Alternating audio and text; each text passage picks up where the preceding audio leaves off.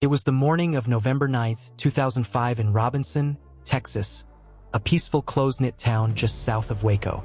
But on this particular day, tranquility shattered with a single phone call. A woman, her voice panicked and urgent, dialed 911 to report that something horrific had taken place inside her home. The details were unclear, but the tone said everything.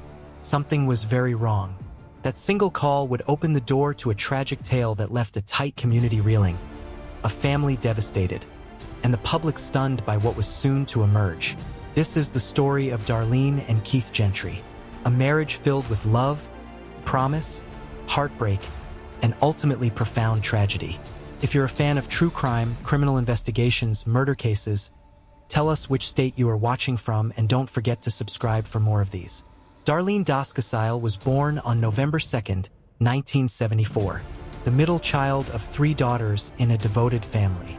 From the beginning, those around her saw a spark. Relatives and friends remembered her as radiant, disciplined, and full of life. A girl who was not only beautiful on the outside, but warm-hearted and deeply ambitious.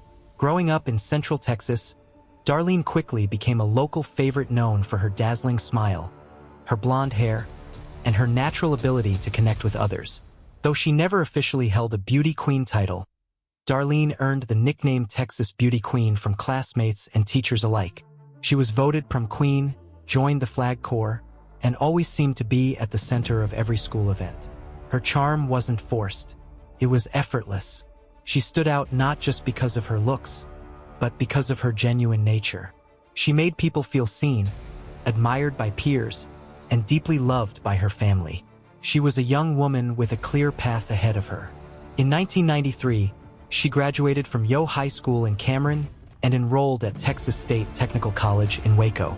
Initially drawn to the dental field, she pursued training as a dental assistant. But her long-term goal was to become a nurse.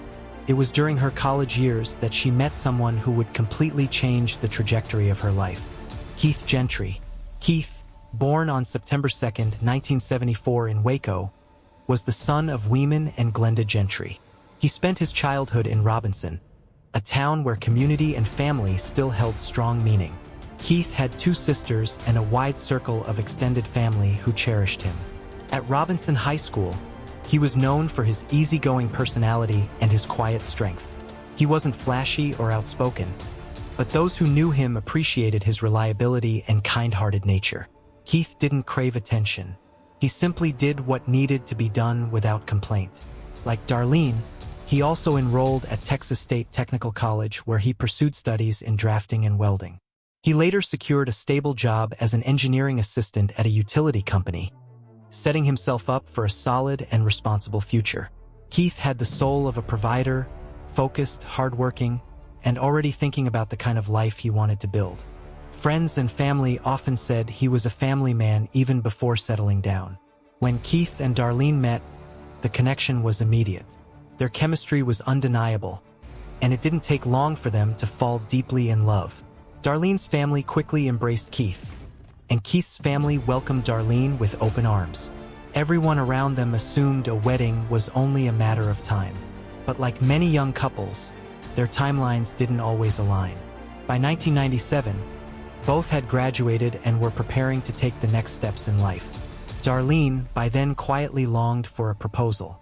Keith, on the other hand, wasn't quite ready to commit to marriage or even living together.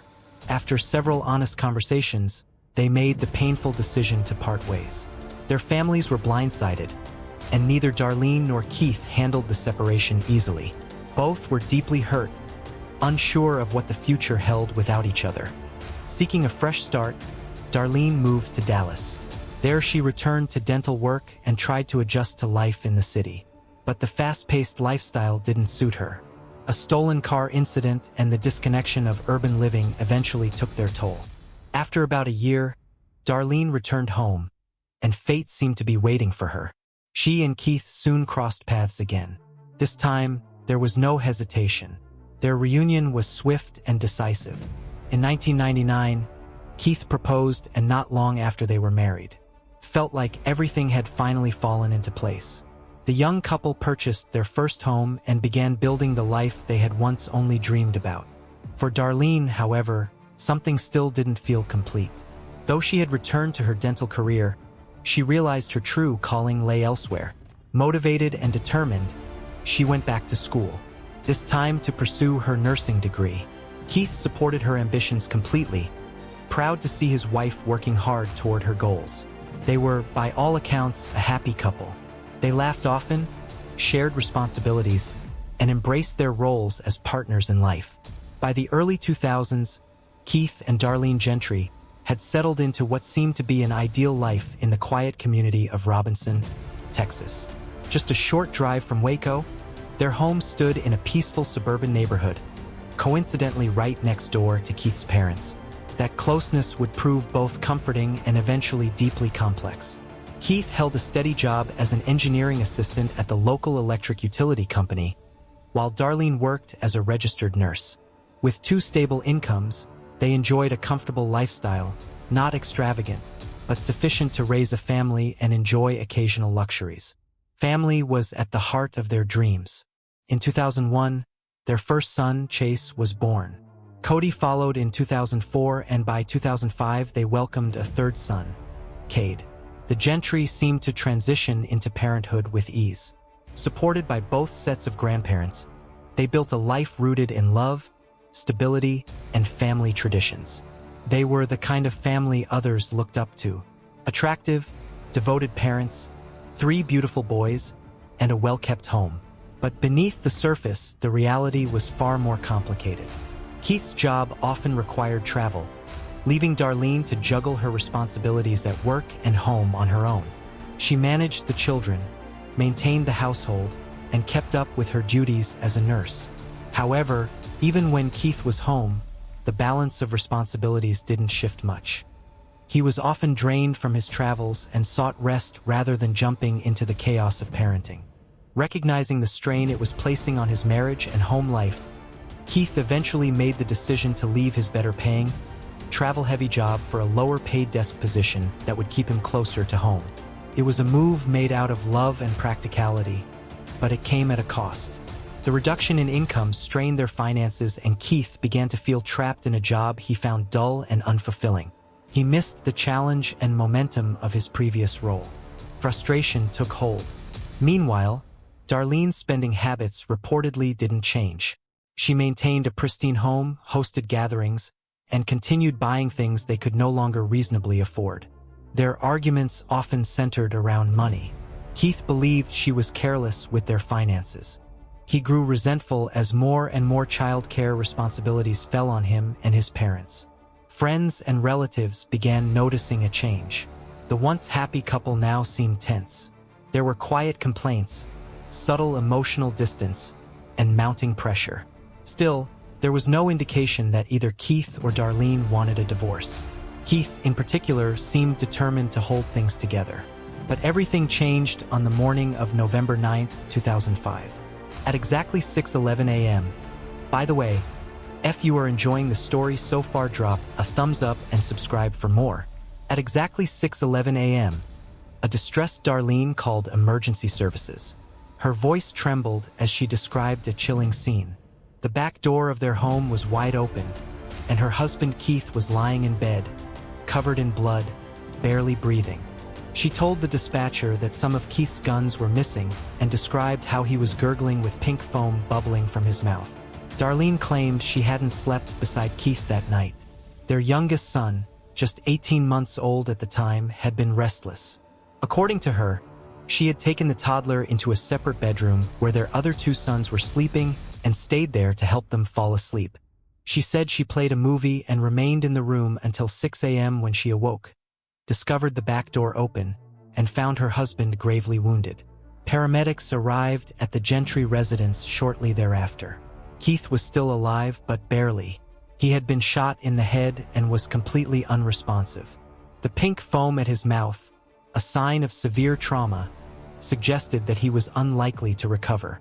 Emergency crews rushed him to Hillrest Baptist Medical Center in Waco, where he was placed on life support. Despite the efforts of medical personnel, Keith Gentry never regained consciousness. 2 days later, on November 11, 2005, he was pronounced dead. A homicide investigation was now underway. Detectives quickly turned their attention to the only other adult present in the home that night, Darlene. Her version of events became central to the case, and she was brought in for questioning almost immediately. Darlene told police that the evening of November 8th had begun uneventfully. She had gone out for dinner and drinks with friends, returning home around 8:30 p.m. But what she walked into, she said, was not a warm welcome. Keith, according to Darlene, was upset. He had discovered a restaurant receipt, evidence of yet another expenditure he viewed as reckless and irresponsible. Given their financial difficulties, it struck a nerve. The two argued, and Darlene said she left the house in frustration, driving around to cool off. When she returned later that night, she claimed she apologized and tried to move past the disagreement. Keith went to bed in the master bedroom, and Darlene stayed with their 3 sons in one of the other rooms. She insisted this was to help settle their youngest child, who had been fussy that night. She recalled waking briefly around 5:15 a.m. after hearing the dog bark, but thinking little of it. Since their dog occasionally barked at nothing, she went back to sleep. Around 6 a.m., she said, she got out of bed, walked through the house, and went to wake Keith for work. When he didn't answer her, she entered the bedroom and found him lying in bed, unresponsive and bleeding. She also claimed to have noticed that the back door was wide open and that their locked gun cabinet had been tampered with, its contents gone. Darlene's version of events painted a chilling scenario. Someone had broken into their home during the night, murdered her husband, and stolen a number of firearms, leaving no trace behind. But as the investigation progressed, detectives began to notice troubling inconsistencies that called her entire narrative into question. To begin with, the timing. Darlene stated she hadn't checked on Keith until 6 a.m., but forensic analysis suggested the shooting likely occurred well before that. The trajectory of the bullet, the pooling of blood, and Keith's medical condition pointed to a significantly earlier attack, one that would have been difficult to sleep through. More red flags appeared at the scene, while Darlene had claimed that multiple guns were missing from the cabinet. Investigators discovered several of them stacked neatly just outside the back of the house. This wasn't consistent with the behavior of a typical burglar in a rush. In fact, it looked like someone had carefully placed the weapons there, perhaps to stage a scene. Adding to the suspicion, only 2 people had access to the gun cabinet: Keith and Darlene. Whoever opened it knew where it was and where the key was hidden.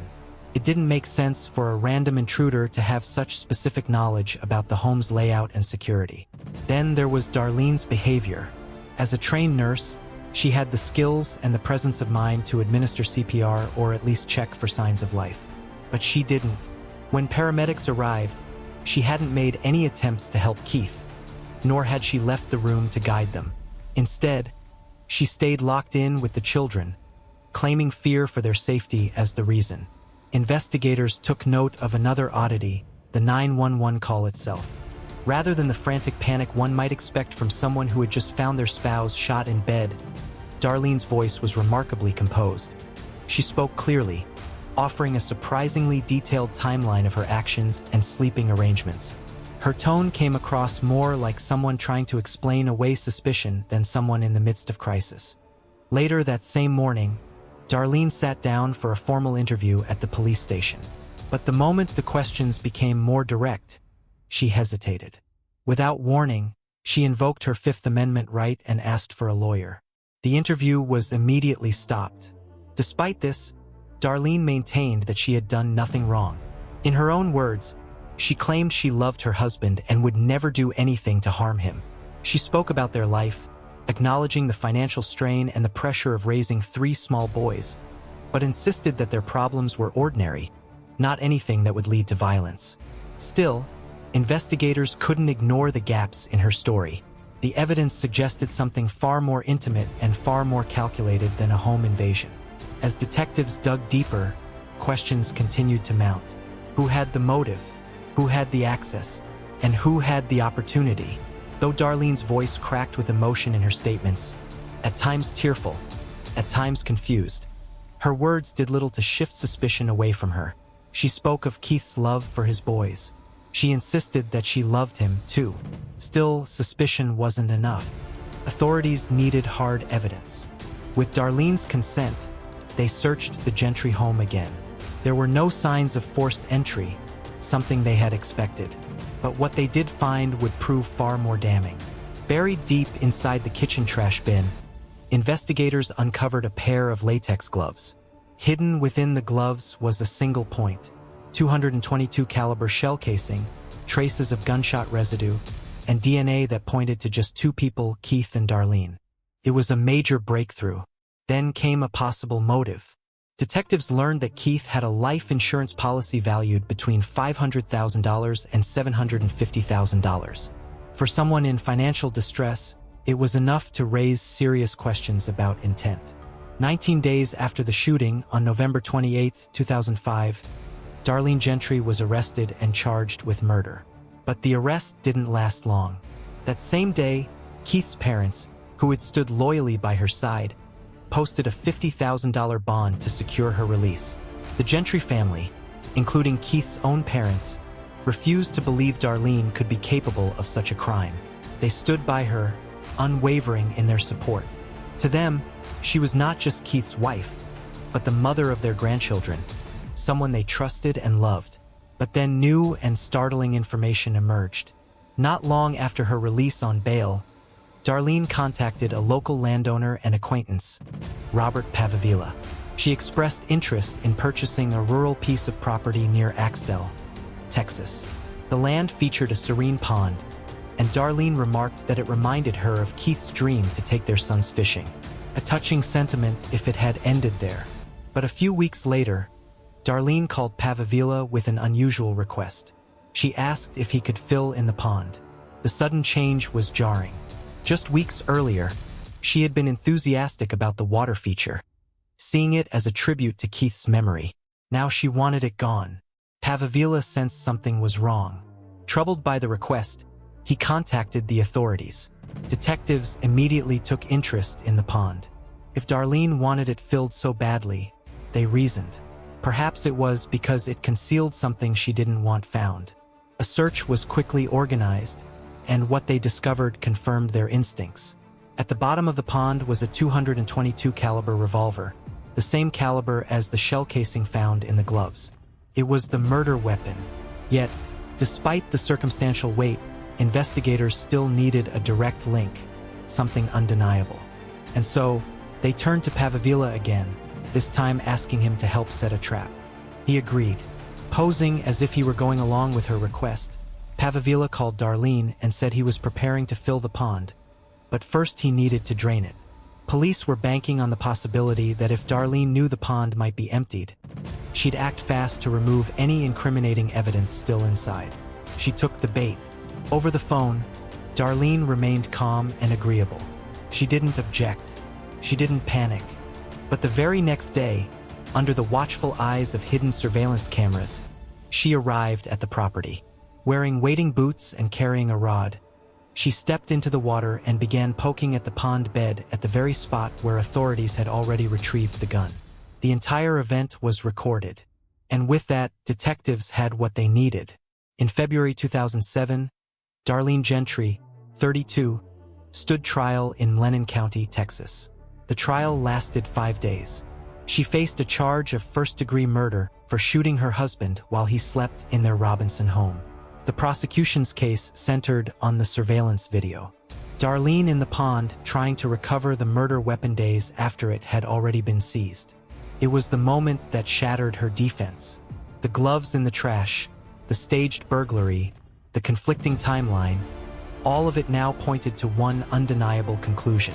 Her defense team chose not to call any witnesses during the trial's guilt-innocence phase. They relied instead on cross-examinations and procedural arguments, but the evidence was too strong to overcome. On February 8, 2007, the verdict was delivered guilty of first-degree murder. Darlene Gentry was sentenced to 60 years in prison. The prosecution argued that her motive was both emotional and financial. She wanted out of her marriage. She wanted freedom, and she wanted the financial security that came with Keith's life insurance payout. In their final remarks to the jury, prosecutors warned against being swayed by appearances. Darlene is currently serving her sentence at the Dr. Lane Murray Unit in Gatesville, Texas. In November 2017, the Texas Court of Criminal Appeals denied her request for a new trial. Her conviction remains intact. According to official records, she will be eligible for parole in February 2037. If parole is denied, she will serve her full sentence until February 2067. Darlene Gentry has always maintained her innocence, but the consequences of that November morning have reached far beyond her prison cell. In 2010, a judge granted permanent custody of Chase, Cody, and Cade to Keith's parents. A restraining order was issued prohibiting Darlene from having any contact with her sons. According to court documents, she hasn't spoken to them since. Keith Gentry was a man defined by quiet strength. A devoted father, a loyal husband, and a hard-working provider. He chose family over ambition, stability over status. He left behind 3 young boys, a grieving family, and a legacy built on integrity and love. Though his life was tragically cut short, those who knew Keith remember him not for how he died, but for how he lived. His memory endures in the hearts of his family, his friends, and especially in the lives of the sons he loved more than anything. Do you think that Darlene would have just asked for a divorce instead of going the way she did? Tell us what you think on the comments. Thanks for tuning in to True Crime Secrets. If you're intrigued by mysteries from around the world, and especially America, don't miss out on our next video. Subscribe now for more thrilling true crimes.